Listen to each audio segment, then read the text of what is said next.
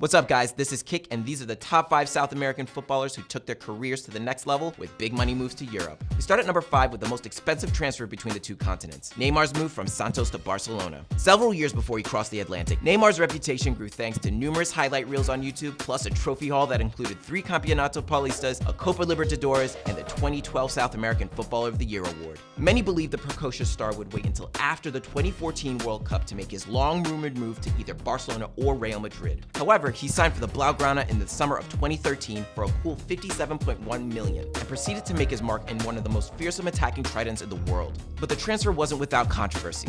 An investigation by Spanish authorities found that Neymar actually cost Barca 83.3 million euros, more than 25 million more than was originally declared. The club was charged with tax fraud, and the president Sandro Rosell was forced to resign, with some serious prosecutors even recommending that Neymar himself be punished with a 2-year jail sentence. Nearly 3.5 years on, the transfer drama is still going on through the Spanish courts. But was all that drama worth it? Barcelona supporters would definitely say so. Number 4 is a megastar Brazilian who may belong to Jesus, but he's also belonged to clubs in South America and continental Europe. It's the former World Player of the Year, Kaká. Kaká signed for Sao Paulo FC at just 8 years old and progressed through the youth ranks, but he nearly saw his career cut short at the age of 18 when he slipped on a swimming pool slide that broke his vertebra in his neck, nearly paralyzing him. Amazingly, he fully recovered, and just 3 months later, he broke into the first team. He immediately excelled, and it didn't take long for European clubs to show an interest. In 2003, Sao Paulo admitted they would reluctantly sell their star to ease their huge financial problems, even though Kaká wanted to stay. They wanted 20 million for him, but were forced to accept 8.5 million from Milan. The Rossoneri's president, Silvio Berlusconi, called it peanuts, and he was right. His goals and assists led Milan to the Scudetto and the UEFA Super Cup in his first season, and he delivered Champions League glory in 2007, the same year he picked up the Ballon d'Or. After 6 sensational years at San Siro, Kaká was sold to Real Madrid for a world record 68.5 million euros. That's a pretty good return on an investment.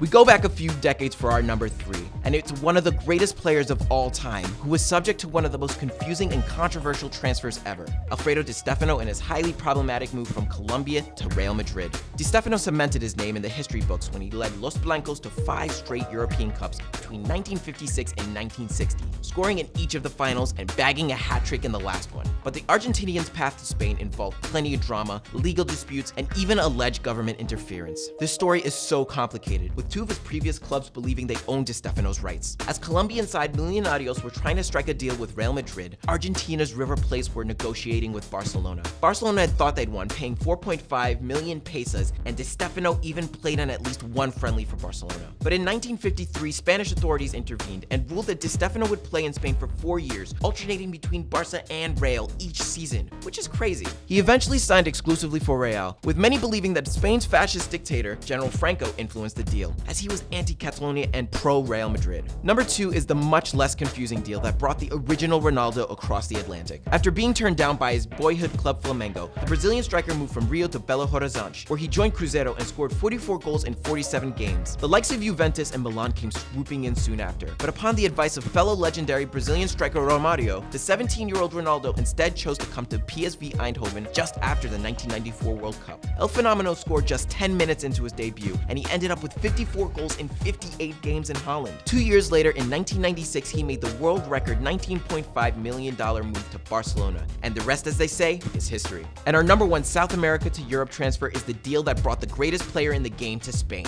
It's Diego Maradona's journey from Boca Juniors to Barcelona. At the age of 10, Saint Diego joined Argentino's juniors youth team and led them on a 136-game unbeaten streak before debuting in the senior side at just 15 years old. After finishing as the Argentine Premier Division's top scorer 4 times in a row, he made a $4 million move to his dream club, Boca Juniors. He lasted just 1 season at La Bombonera, as financial struggles forced the Argentine club to sell their 21-year-old superstar to the highest bidder. Barcelona paid a world record $7.6 million for the planet's most desirable player, as they hoped he would lead them to their first La Liga win in 8 seasons. El Diego didn't deliver that league win in Spain, but he engaged in plenty of controversy and stole the world's attention with his brilliance. The prime of his career started 2 seasons later when he was transferred to Napoli for another world record fee, and he spent 7 years achieving godlike status in Serie A.